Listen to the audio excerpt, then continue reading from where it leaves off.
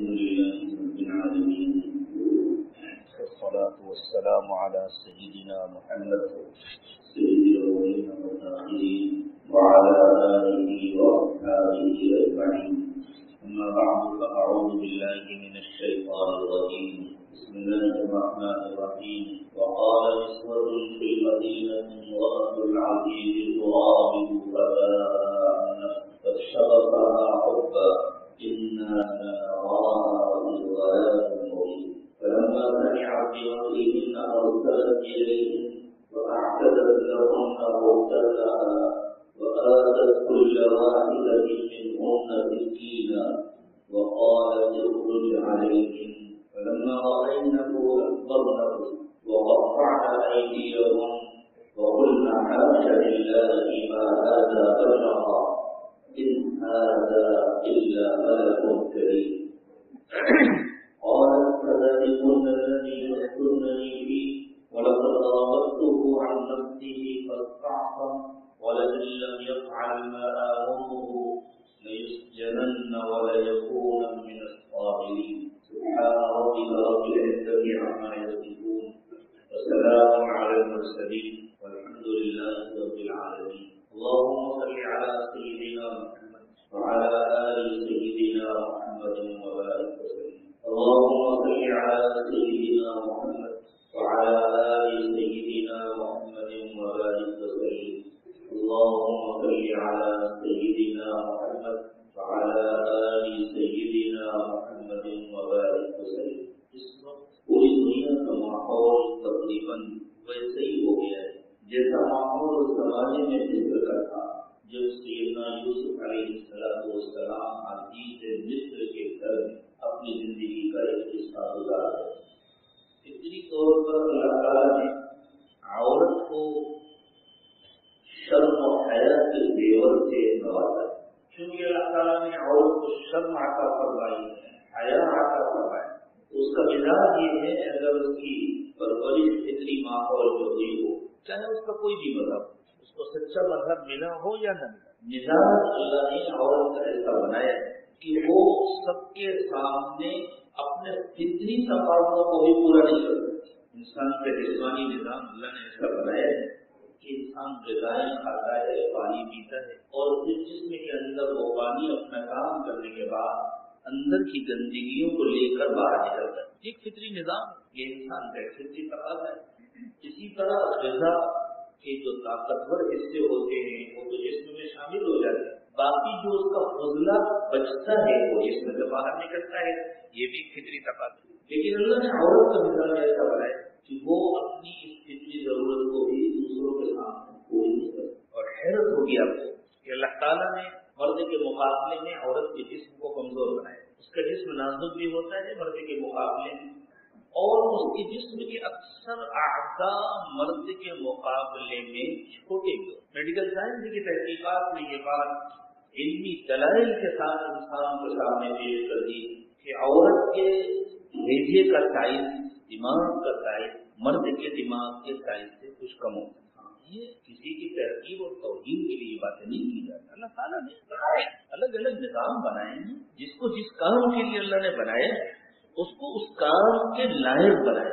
ہم اپنے جسم میں دیکھ لیں نا، ہمارے جسم کے سارے اعضاء برابر نہیں ہو، ساری ہڈیوں کے سائز برابر نہیں ہو. اس کا یہ مطلب نہیں کہ کوئی کسی سے زیادہ اہم ہو گیا اور دوسرا کمتر ہو گیا. اللہ کا بنایا ہوا ہے. تو عورت کا جسم کمزور، وہ مرد کے برابر بوجھ نہیں کرتا، وہ مرد کی طرح بھاری بھرکم کام نہیں کرتا.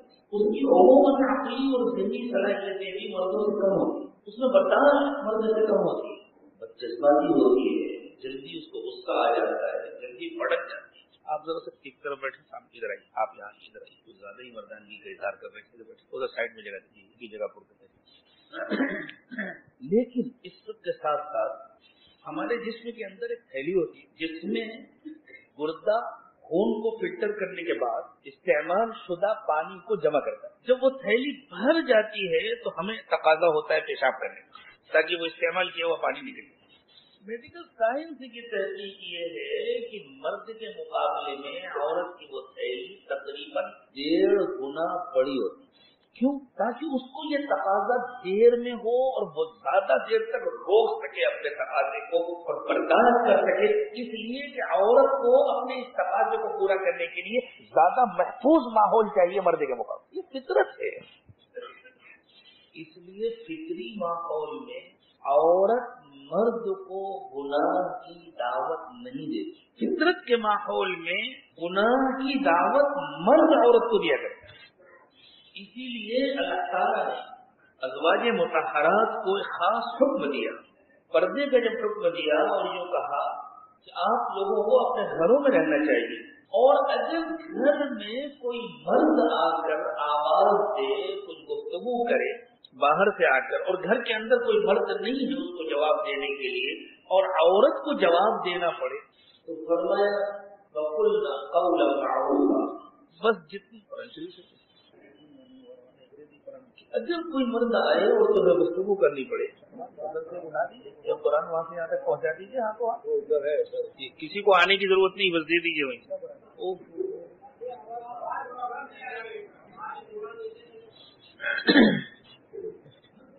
ارشاد فرمایا اللہ تعالیٰ نے یا نساء النبی لستن کأحد من النساء. آواز آ رہی ہے؟ ابھی آواز آ رہی ہے؟ اوپر کا مائک تو چالو نہیں، باہر کا مائک بند کر دیجیے، اندر کا چلائیے تو آواز صحیح ہو.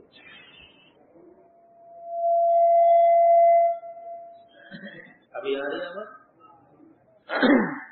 اب آپ کی آواز نہ آئے، آپ وہ خاموش بیٹھے. تو اللہ تعالیٰ نے ارشاد فرمایا یا نساء النبی لستن کأحد من النساء ان اتقیتن فلا تخضعن بالقول فيطمع الذي في قلبه مرض وقلن قولا معروفا. آپ لوگ اپنے گھروں میں رہیں، اور اگر کسی نامحرم سے گفتگو کرنے کی ضرورت پیش آ جائے، بلا ضرورت تو بات نہ کرے، لیکن اگر کوئی ضرورت پیش آ جائے تو نرم لہجے میں بات نہ کرے. ہاں، بہت زیادہ اخلاق کا مظاہرہ نہ کرے. ہر چیز اپنی جگہ پر اچھی ہوتی. مثلا گھر میں فون آ گیا، مرد نہیں، اور جی آپ کون صاحب ہیں، میرے شوہر گھر پر نہیں ہیں، آئیں گے تو میں بتلا دوں گی. اللہ کہتے نہیں، اس کی اجازت نہیں، کہہ دو وہ نہیں ہے، کٹ. بس اس سے آگے کچھ نہیں. اور ذرا یہ بات بھی کھردرے لہجے میں کو فلا تخضعن بالقول، نرم لہجہ مت اختیار کرو. تمہارا نرم لہجہ تمہارے شوہر کے لیے ہونا چاہیے. زمانہ اتنا بدل گیا ہے کہ اب شوہر کے سوا باقی سب کے لیے نرم لہجہ ہوتا ہے. یہ چہرے بتلا رہے ہیں کہ یہ سب کی آتی تھی، باقی سب کے لیے لہجہ نرم ہوتا ہے. اللہ کہہ رہے ہیں لہجہ تمہارے شوہر کے لیے نرم ہونا چاہیے، تمہارے بچوں کے لیے نرم ہونا چاہیے، تمہارے ماں باپ کے لیے نرم ہونا چاہیے، تمہارے بہن بھائیوں کے لیے نرم ہونا چاہیے. کوئی نامحرم تم سے بات کر رہا ہے، اللہ نہیں کہتے تم اس سے جھگڑا کرو، تم اس سے بدتمیزی کرو، لیکن بالکل کھردرے لہجے میں ضرورت کے مطابق بات کرو. ورنہ پتہ ہے کیا ہوگا؟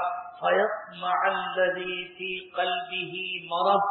ورنہ اس کا خطرہ ہے کہ جس کے دل میں بیماری ہے اس کے اندر لالچ پیدا ہوگی. ارے یہ تو اپنے جال میں پھنس سکتی ہے. تو قرآن بتلا رہا ہے کہ ہمیشہ لالچ، فطرت کے ماحول میں لالچ پہلے مرد کے دل میں پیدا ہوتی ہے، عورت. لیکن اسی قرآن نے سورہ یوسف میں ایک عجیب واقعہ بیان کیا کہ وہاں حضرت یوسف علیہ السلام جس عورت کے گھر میں تھے، جو عمر میں بھی حضرت یوسف سے بڑی تھی. حضرت یوسف تو ابھی بچے تھے، ابھی بالکل ابتدائی اٹھتی ہوئی جوانی تھی حضرت یوسف کی، اور وہ تو مصر کے وزیر اعظم کی بیوی تھی، عمر میں بھی حضرت یوسف سے بڑی تھی. لیکن وہ ماحول اتنا بگڑ چکا تھا کہ اس کے دل میں گندگی پیدا ہوئی، اس کے دل میں لالچ پیدا ہوئی، اور اس نے حضرت یوسف علیہ السلام پر ڈورے ڈالنے شروع کیے. یہ کسی سماج اور ماحول کی اخلاقی گراوٹ کی ابتدا انتہا ہوتی ہے، اور اس وقت دنیا اس انتہا تک پہنچ چکی. اس وقت تو عورتوں کی طرف سے مردوں کو گناہ کی دعوتیں ملتی، اور عورت کو استعمال کیا جا رہا ہے پورے سماج کو تباہ کرنے کے لیے، برباد کرنے کے لیے. آسان ذریعہ مل گیا ہے شیطان کو انٹرنیٹ. سماج کی اس گراوٹ کی مکمل تصویر اللہ تعالیٰ نے بیان فرمائی ہے سورہ یوسف کی ان آیات میں، جن کی آج ہمارے قاری صاحب نے، قاری مصدق صاحب نے تلاوت کی. ہر طرف سے ایسا گھیرا جا رہا ہے، ہر انسان اس لیے کہ مزاج اللہ نے ایسا بنایا، مرد کے اندر تو ویسے بھی جلدی جذبات بھڑکتے ہیں اور اس کے دل میں جلدی برائی پیدا ہوتی ہے، اور یہاں تو جب اللہ تعالیٰ فرما رہے ہیں کہ تمہارے لہجے میں نرمی نہ آنے پائے، ورنہ جس کے اندر بیماری ہے اس کے دل میں لالچ پیدا ہو جائے گی۔ یہ بیماری کون سی ہے؟ یہ ایمان کی کمزوری کی بیماری ہے، یہ نفاق کی بیماری ہے۔ اسی لیے بزرگوں نے فرمایا اپنا جائزہ لینا چاہتے ہو کہ تم مومن ہو یا نہیں، تو اپنے حج نہ گنا کرو، اپنے عمرے مت گنا کرو، اپنی خدمات مت گنا کرو، سب اللہ کی توفیق سے ہوتا ہے، اللہ تعالیٰ برکت عطا فرمائے۔ اپنا جائزہ لیا کرو، نامحرم کو دیکھنے کا دل تو نہیں چاہتا، نامحرم سے بات کرنے کا دل تو نہیں چاہتا، شیوانی خیانات کتنے آتے ہیں، میری تنہائیاں کیسے گزرتی، تنہائیوں میں گناہ کے تقاضے کتنے پیدا ہوتے ہیں۔ اگر یہ سب کچھ ہوتا ہے تو یہ دل کے مریض ہونے کی علامت ہے، یہ دل کے بیمار ہونے کی علامت ہے، اور اس بیماری کو نفاق کہتے ہیں۔ نفاق کا مطلب یہ ہے کہ آدمی اوپر سے مسلمان اور اندر سے کچھ اور۔ منافقین کے بارے میں اللہ تعالیٰ نے ارشاد فرمایا فی قلوبہم مرض فزادہم اللہ مرضا، ان کے دلوں میں ایک بیماری ہے، اللہ نے اس بیماری کو اور بڑھا دیا۔ یہاں فرمایا فَيَطْمَعَ الَّذِي فِي قَلْبِهِ مَرَضٌ، جس کے دل میں بیماری ہوگی اس کے اندر لالچ پیدا ہوگی۔ یہاں تو عورتوں کے ذریعے سے پوری دنیا میں بیماری پیدا کرنے کی کوشش کی جاتی ہے کہ نہ ہو تو پیدا ہو جائے، ایسا مذاق بنایا گیا ہے، ایسا کھلواڑ بنایا گیا ہے، جن کے نازک کا ایک چھوٹی سی صابن کی ٹکیا نہیں دکھ سکتی، عورت کی برہنہ تصویر کے بغیر ایک ماچس نہیں دکھ سکتی، عورت کی برہنہ تصویر کے بغیر جسم کے جس حصے کو کھولنے سے اللہ تعالیٰ نے منع کیا ہے وہ اگر کھلا ہوا ہے تو وہ برہنہ ہے۔ اب تو باپردہ اور برہنہ کے معنی بھی سماج میں کافی بدل گئے۔ جسم کا اکثر حصہ کھلا ہو سمجھا جاتا ہے یہ تو باپردہ ہے، زیادہ حصہ تو ڈھکا ہوا ہے، اور اسی کا نتیجہ ہے یہ جو کل کی آنے والی رات ہے، اللہ اس رات میں ایک رات میں جتنے گناہ ہوتے ہیں پورے سال میں اتنے گناہ نہیں۔ ایک رات 12 بجے سے پہلے پچھلا سال ہوتا ہے، 12 بجے کے بعد دوسرا سال ہو جاتا ہے، تو سال کی تکمیل بھی ہوتی ہے گناہوں پر، اور سال کی ابتدا بھی ہوتی ہے گناہوں کے ذریعے۔ جس سال کی ابتدا بھی گناہوں کے ذریعے ہو اور جس سال کی انتہا بھی گناہوں پر ہو، اس سال میں اللہ کا جتنا عذاب آئے کم، جتنی مصیبتیں آئیں، جتنی تکلیفیں آئیں، جتنی پریشانیاں آئیں، جتنی آندھیاں آئیں، جتنے طوفان آئیں، جتنی سونامیاں آئیں، جتنی مندی آئے، جتنی بے برکتی آئے، جو کچھ بھی ہو، جتنا قتل ہو، جتنی غارت گری ہو، جتنے فسادات ہو، جتنی عزتیں لوٹیں، وہ سب کم ہے۔ سال کی ابتدا بھی گناہ کے ذریعے ہو رہی ہے، سال کی انتہا بھی گناہ کے ذریعے ہو رہی ہے۔ اللہ ہم سب کی تمام ایمان والوں کی حفاظت۔ تو یہ کسی سماج کی گراوٹ کی انتہا ہوتی ہے کہ گناہ کی دعوت اس کمزور صنف کی طرف سے، معاشرے کے اس کمزور اور قابل احترام حصے کی طرف سے گناہ کی دعوت چلے۔ زلیخا نام تھا اس عورت کا، روایات سے معلوم ہوتا ہے، قرآن پاک نے تو نام نہیں لیا، قرآن نے اس کو صرف امرأۃ العزیز کہا ہے۔ اس نے حضرت یوسف علیہ السلام پر ڈورے ڈالنے شروع، حتیٰ کہ کمرہ بند کر کے حضرت یوسف علیہ السلام کو گناہ کی کھلی دعوت۔ سیدنا یوسف علیہ السلام اس کے گھر میں بالکل بے سہارا اور بے آسرا تھے، وطن سے بہت دور تھے، بکے ہوئے تھے، اپنی مرضی سے کہیں جا بھی نہیں سکتے۔ اس گھر میں ان کو عزت کی زندگی ملی تھی، عزت کا ٹھکانہ ملا تھا، اور زندگی شہزادوں کی طرح گزار رہے تھے۔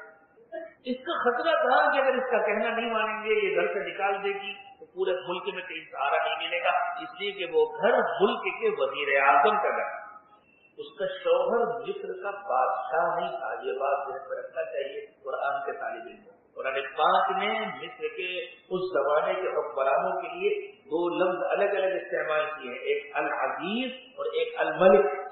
بعد میں جب حضرت یوسف علیہ السلام کو جیل سے بلایا تو ملک نے بلایا تھا، وقال الملک ائتونی بہ، ملک الگ ہے، العزیز الگ ہے، ملک بادشاہ تھا، العزیز اس کا وزیر اعظم۔ حضرت یوسف علیہ السلام کو مصر کے وزیر اعظم نے خریدا، زلیخا بادشاہ کی بیوی نہیں تھی، زلیخا وزیر اعظم کی بیوی، وزیر اعظم کے گھر میں تھے، وزیر اعظم تو بڑا اختیار ہوتا ہے، لیکن سیدنا یوسف علیہ السلام نے مثالی کردار پیش کیا، جو ہوگا دیکھا جائے، میں اللہ کی نافرمانی نہیں کروں۔ سوچنے والی بات ہے، حضرت یوسف علیہ السلام کے ساتھ حالات کی بھی مجبوری اور عمر کا بھی تقاضا، उठती हुई जवानी थी और अभी निकाह नहीं हुआ, उम्र का भी तकाजा था। जो समझा जाता है ना, बच्चे गुनाह करेंगे फिर तौबा कर लेंगे, शादी वादी हो जाएगी तो ठीक हो जाएंगे, ये अच्छा ख्याल नहीं। हज़रत यूसुफ अलैहिस्सलाम का किरदार हर नौजवान के लिए नमूना है। अल्लाह हर नौजवान को यूसुफी किरदार नसीब फरमाए। और असल में जो बड़ों की दुआएं होती हैं वो बहुत काम आती हैं, क्योंकि हज़रत यूसुफ अलैहिस्सलाम एक सालिह नौजवान थे और अपनी मर्जी से तो अपने बाप का घर छोड़ के आए नहीं, तो अल्लाह का निजाम था, मजबूरी में पहुंचे थे। तो उनको वालिद की सिखाई हुई बातें याद थी, वो अल्लाह को याद करते थे, जैसा भी उनसे होता था, जितना भी उनके पास इल्म था अल्लाह को बराबर याद करते थे। और उनके वालिद उनके लिए मुसलसल दुआएं फरमाते थे और मुसलसल उनकी तरफ मुतवज्जे रहते थे। ये अल्लाह वालों की तवज्जो बड़ी काम की होती है।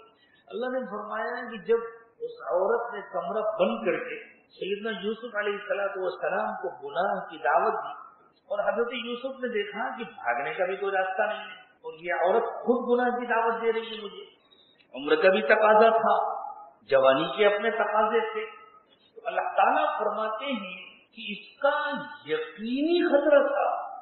एक जवान इंसान होने के नाते इसका यकीनी खतरा था कि हजरत यूसुफ अलैहिस्सलाम के कदम फिसल जाए। लेकिन चूंकि अल्लाह ने दुनिया को दारुल अस्बाब बनाया है, इसलिए अल्लाह ने हजरत यूसुफ को बचाने का इंतजाम फरमाया और एक सबब पैदा फरमाया। अल्लाह ताला फरमाते हैं वलक़द हम्मत बिही, ज़ुलैखा का तो इरादा ही था गुनाह का, वहम्म बिहा लौला अर्रअ बुरहान रब्बिही, हजरत यूसुफ के भी कदम फिसल जाते अगर वो अपने रब का एक बुरहान अपनी आंखों से न देख ले। ये बुरहान क्या था? जैसे ही हजरत यूसुफ ने ये सोचा कि अब मैं क्या करूं, टिकट से ही किसी छोटे से हिस्से में जैसे ही ये सोचा, हजरत यूसुफ अलैहिस्सलाम को अचानक कैसे लगा जैसे अब्बा मुझे देख रहे हैं। मुफस्सिरीन ने लिखा ये है वो बुरहान, ये सैयदना याकूब अलैहिस्सलाम की कल्बी तवज्जो थी जो काम कर रही, ये हजरत याकूब अलैहिस्सलाम की दुआएं थी जो उनके काम आ रही थी। दूर बैठा कोई दुआएं देता है, मैं डूबता हूँ समंदर उछाल देता है। उसकी झलक सेकंड के किसी छोटे से हिस्से में हजरत यूसुफ अलैहिस्सलाम को ऐसा लगा जैसे अब्बा मुझे देख रहे। याद आती वो बातें, बेटे अल्लाह के पास जाना है, हिसाब देना है, जान चली जाए लेकिन ईमान का सौदा न करना, जान पर बन जाए लेकिन अल्लाह की नाफरमानी न करना, गुनाह खत्म हो जाता है, अज़ाब बाकी रहता है, तकलीफ खत्म हो जाती है, सवाब बाकी रहता है। इसे तकलीफ बर्दाश्त कर लेना, तकलीफ खत्म हो जाएगी लेकिन उसका अजर और सवाब हमेशा बाकी रहेगा। गुनाह कभी न करना वरना गुनाह की लज्जत थोड़ी देर में खत्म हो जाएगी, अज़ाब हमेशा बाकी रहेगा। बस हज़रत यूसुफ अलैहिस्सलाम ने इनकार कर दिया, क़ाल मआज़ल्लाह इन्नहु रब्बी अहसन मस्वाया इन्नहु ला युफ्लिहु ज़ालिमून। अल्लाह की पनाह, अल्लाह मेरा रब है, अल्लाह ने मेरे लिए ये इंतजाम किया, ये ठिकाना मेरे लिए अल्लाह ने मुहैया फरमाया है, जुल्म करने वाले कभी कामयाब नहीं होते, मैं ये गुनाह नहीं कर सकता। और ये कहकर हजरत यूसुफ अलैहिस्सलाम भागे। भाग कर कहाँ जाते? सामने दरवाजे पर ताला लगा हुआ। यूसुफ ने इसकी कोई परवाह नहीं की कि दरवाजा खुला है या बंद है, ताले की चाबी मेरे पास है या नहीं। चाबी हजरत यूसुफ के पास नहीं थी, चाबी तो जुलैखा के पास थी। बंदे के बस में जितना हो वो कर डाले तो अगला काम अल्लाह कर देते हैं। हजरत यूसुफ दरवाजे के पास पहुंचे, अल्लाह के हुक्म से दरवाजा खुल गया और हजरत यूसुफ अलैहिस्सलाम बाहर पहुंचे। हजरत यूसुफ तो वज़ीर आज़म से मुलाकात हो गई। देखा क्यों यूसुफ घबराए हुए चले गए, पीछे पीछे औरत निकली और उसने सोचा इससे पहले कि यूसुफ मेरी शिकायत करे मैं ही यूसुफ पर इल्जाम लगा दूं। देखो देखो ये लड़का, इसको इतनी इज्जत के साथ हम लोगों ने घर में रखा था, ये इस काबिल है कि यहाँ रखा जाए, इसने तो तुम्हारी इज्जत पर आज हाथ डाला। हजरत यूसुफ घबरा गए, अल्लाह की पनाह, ये मक्र, ये साजिश, अभी ये मुझे गुनाह की दावत दे रही थी और अब मेरे ऊपर इल्जाम लगा रही। हजरत यूसुफ अलैहिस्सलाम ने सफाई पेश की तो उसकी भी समझ में आ गया कि अगर यूसुफ का बुरा इरादा होता तो यूसुफ भाग के क्यों आते? ये भागती, ये पहले कमरे से निकलती, यूसुफ क्यों भाग के कमरे से निकलती? बहरहाल उसने अपनी बीवी के रिश्तेदार से मशवरा किया कि भाई ऐसा मामला है, समझ में नहीं आता क्या करूं। उसने कहा देखो ये देखो छीना झपटी में कपड़ा फटा है, हाँ फटा है, देखो आगे से फटा है कि पीछे से, कपड़ा आगे से फटा है या पीछे। अगर यूसुफ उसके इसके साथ ज्यादती करना चाहते होंगे और इसने अपने को बचाया होगा, यूसुफ का कुर्ता आगे से पड़ना, और अगर यूसुफ भाग रहे हों और इसने पकड़ने की कोशिश की हो तो कुर्ता पीछे से पड़ना चाहिए। कुर्ता देखा गया तो पीछे से पटा था। वज़ीर आज़म भी समझ गया, उसने डांटा, शर्म नहीं आती तुझे, सब कुछ मौजूद है तेरे पास, मैं तेरा शौहर हूँ, उसके बाद भी ऐसी हरकत, चलो आइंदा मत करना। उनके यहाँ बस इससे ज्यादा कोई बात, बड़े मुतहम्मिल और बुर्दबार होते हैं ऐसे माहौल के मर्द, उन्हें बिल्कुल गुस्सा नहीं आता अपनी बीवियों के गुनाहों पर, इसलिए वो भी तो यही करते फिरते, सोचते हैं जैसे वो वैसे हम सब तरीके। ये खबर उस समाज की जो दूसरी बाहैसियत औरतें थी, दूसरे वजीरों की औरतें, दूसरे गवर्नरों की औरतें, दूसरे हुक्काम की औरतें, उस समाज के दौलतमंदों और मालदारों की औरतें, जब उनके पास ये खबर पहुंची तो उनको अच्छा नहीं लगा। क्या अच्छा नहीं लगा? ये बुरा नहीं लगा कि जुलेखा ने ऐसी हरकत क्यों की, उन्होंने कहा ये तो हम सब करते हैं। उनको बुरा ये लगा इतनी गिर गई वजीर आजम की बीवी, एक गुलाम को गुनाह की दावत दी, यानी अपनी हैसियत से गिर गई। एतराज इस पर हुआ, एतराज गुलाम पर नहीं हुआ, एतराज इस पर हुआ कि अपने से कमतर को अपने करीब बुलाया, उसको गुनाह की दावत दी। जुलेखा ने कहा अच्छा मैं बतलाती हूँ इनको, इनको पता ही नहीं वो मेरा गुलाम है क्या चीज, बिल्कुल आज की जबान, इन्हें खबर ही नहीं कि वो क्या चीज है, मैं इन लोगों को बुलाती। उसने बड़ी दावत का एहतमाम, सबको खिलाया पिलाया, तकिए लगवाए, बैठने का इंतजाम किया, और फिर सब में फल तकसीम किए गए छुरियों के साथ, एक हाथ में फल एक हाथ में छुरी, खुद काटो खुद खाओ। और जैसे ही उन लोगों ने फल काटना शुरू किया, जुलेखा ने हजरत यूसुफ अलैहिस्सलाम को आवाज दी, यूसुफ जरा इधर आओ। ये तो सबको पता था कि जुलेखा का जो गुलाम है, जिस पर जुलेखा ने डोरे डाले थे, उसका नाम यूसुफ है, तो सबका दिल चाहा अच्छा देखे तो जरा वो कौन है। कुरान कहता है फलम्मा रअयनहु अकबरनहु, जैसे ही उनकी नजर हजरत यूसुफ पर पड़ी, उनके तो दिल से हाय निकली, और फिर उनको होश नहीं रहा कि छुरी कहाँ चल रही। ये उस समाज की एक मुकम्मल तस्वीर है। ऐसा खोई वो यूसुफ के हुस्न में, और गोया मर्द के हुस्न को तो वो अपना हक समझती, जो इस जमाने ऐसा गुम हुई, ऐसा खोई हजरत यूसुफ अलैहिस्सलाम के हुस्न में कि फिर उन्हें पता ही नहीं चला कि छुरी कहाँ चल रही है। वक़त्तअना अयदियहुन्ना, और उन्होंने अपने हाथ काट डाले। वो खुदा अगर ये कुरान के अल्फाज न होते और नबी सल्लल्लाहु अलैहि वसल्लम ने इसको अपने अल्फाज में बयान किया होता तो ये ऐसी न समझ में आने वाली बात है कि हमारे बहुत सारे भाइयों ने पूरा जोर लगाकर उसको ज़ईफ कह दिया होता। लेकिन हमारे कुछ दोस्तों का ये तरीका है ना, जो बात हमारे न समझ में आए वो मुमकिन ही नहीं। अरे भाई अपनी समझ का इलाज करा, जो वाकया हुआ है उसका कैसे इनकार करो। तो कुरान कहता है वक़त्तअना अयदियहुन्ना, कुरान में मुबालगा नहीं होता, वाकई उन्होंने अपने हाथ काट डाले, खून बह रहा है, उंगलियां कट गई हैं और उन्हें होश नहीं है, बस यूसुफ के हुस्न में सब खोई हुई है। वक़ुलना हाशा लिल्लाह मा हाज़ा बशरा इन हाज़ा इल्ला मलकुन करीम, उन्होंने कहा हाय अल्लाह ये तो इंसान नहीं है, ये तो आसमान से उतरा हुआ कोई फरिश्ता है। वाकई अगर इसके हुस्न में दीवानी हुई है जुलेखा तो इसका कोई कसूर नहीं। सुभान अल्लाह, अब तो इसका कोई कसूर नहीं है, इसको देखकर कौन न दीवाना हो जाए। क़ालत फ़ज़ालिकुन्न अल्लज़ी लुमतुन्ननी फ़ीह, जुलेखा ने कहा देख लिया, ये है वो जिसके बारे में तुमने खूब बातें बनाई थी, अब बतलाओ इसको देखकर कौन दीवाना न होगा। तो सारी औरतों ने कहा नहीं नहीं आप बिल्कुल हक बजाएंगे, ये आपका हक है, आपने कोई गलत काम नहीं किया। तो एतराज गुनाह पर नहीं हुआ था, पूरा समाज गुनाहों में डूबा हुआ। एतराज इस पर हुआ था, वो लोग तो समझी थी कि कोई अफ्रीकी नस्ल का काला गुलाम होगा, कोई बदसूरत गुलाम होगा, तो इसे और कोई खूबसूरत लड़का नहीं मिला था, कोई खूबसूरत मर्द नहीं मिला था, डोरे डालने के लिए गुलाम नहीं मिला था। इस पर एतराज नहीं था, एक शादीशुदा औरत दूसरे मर्द को गुनाह की और ज़िना की दावत दे रही।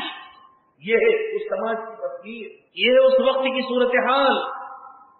बड़ी जुदाई के साथ जुलेखा ने कहा देखना तुम लोग, ये अपने को समझता क्या है, ये बड़ा नेक बनता है, बड़ा पाकदामन बनता है, मेरे घर में रहेगा और मुझसे बच के रहेगा, इसे मेरी बात माननी पड़ेगी वरना मैं इसको जिंदगी भर जेल में खड़ा दूंगी। एक औरत ने भी ये नहीं कहा कि ये तो जुल्म है, ये तो ज्यादती है, सबने मिलकर हजरत यूसुफ को समझाना शुरू किया। यूसुफ बात तो सही कह रही है ना, मान लेना चाहिए, क्या गलत कह रही है, मान लेना चाहिए तुमको। ورنہ دیکھو یہ وزیر اعظم کی بیوی ہے، تمہیں اندازہ نہیں ہے یہ کتنی بااختیار ہے، اور اس کا شوہر دنیا پر حکومت کرتا ہو، اس کے اوپر شوہر کی حکومت نہیں چلتی، اس کی حکومت اپنے شوہر پر چلتی ہے، یہ اپنے شوہر پر دباؤ ڈالے گی اور وہ مجبور ہوگا تمہیں جیل میں بند کرنے پر۔ کیوں اپنی جوانی سڑانا چاہتے ہو، کیوں اپنی زندگی برباد کرنا چاہتے ہو؟ یوسف اس کا کہنا مان لو۔ یوسف علیہ السلام رونے لگے اور انہوں نے ہاتھ اٹھا کر کہا رب السجن احب الی مما یدعوننی الیہ۔ علماء اور طلبہ اس لفظ پر غور مما یدعوننی الیہ، اے اللہ یہ سب مل کر مجھے اس گناہ کی دعوت دے رہے ہیں، ایک زلیخا نہیں ہے، وہ اکیلی نہیں بچی، اللہ یہ سب مل کر مجھے اس گناہ کی دعوت دے رہی ہیں، اللہ اس کے مقابلے میں تو مجھے جیل جانا پسند ہے، آپ مجھے جیل میں بھیجو۔ اب کیا ہوا پتہ ہے؟ زلیخا نے اپنے شوہر پر زور ڈالا اس کو بند کرو، اور باقی ساری عورتوں نے اپنے اپنے شوہروں سے جھوٹ بولا۔ واقعی وہ دیش دوئی ہے، واقعی وہ بہت بڑا دہشت گرد ہے، وہ بہت خطرناک لڑکا ہے، وہ اگر محل میں رہا تو پتہ نہیں کون سا طوفان آ جائے گا، کون سی مصیبت آ جائے گی، اور اس طرح ایک ماحول بنا اور وزیر اعظم نے اٹھا کر کے جیل۔ سیدنا یوسف علیہ السلام کی لمبی مدت جیل کے اندر اللہ کی پناہ، لیکن اللہ تعالیٰ نے دکھایا حضرت یوسف علیہ السلام نے جیل کو برداشت کر لیا، لیکن گناہ کرنے کے لیے راضی نہیں ہوئے۔ تو پتہ ہے کیا ہوا؟ اللہ نے حضرت یوسف کو صرف مصر کا بادشاہ نہیں بنایا۔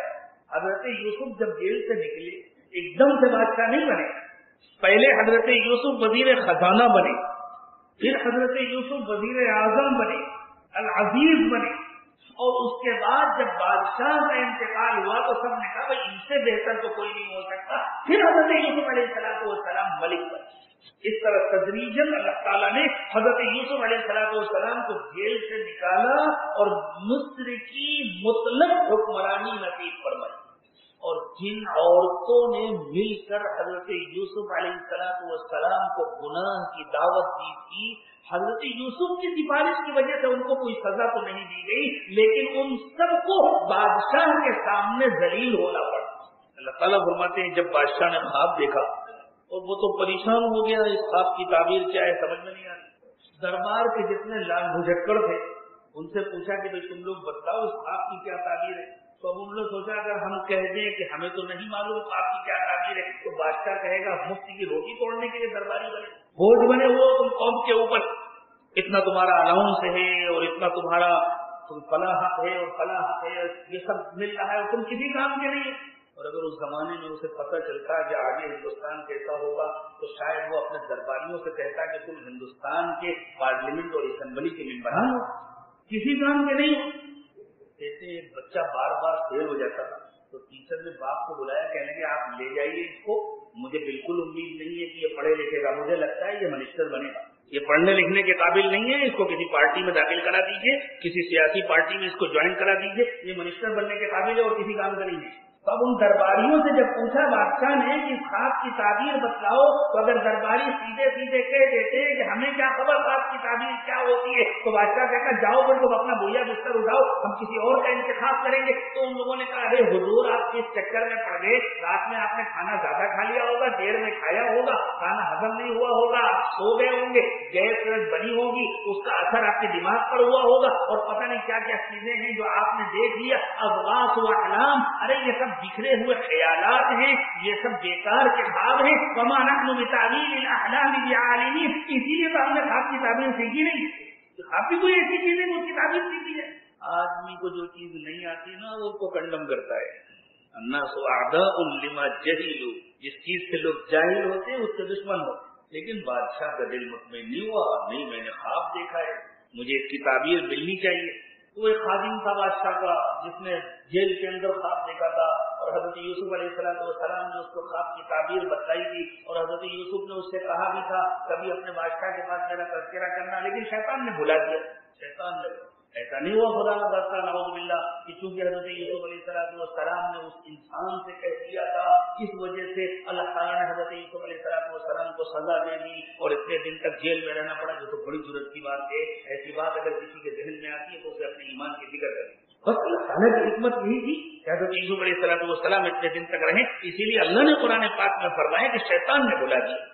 اب جب وہ بادشاہ کی خدمت کر رہا تھا، اس نے دیکھا حضور عالی جا کچھ پریشان ہیں، متفکر ہیں، پوچھا کیا بات ہے، کیوں پریشان ہیں آپ؟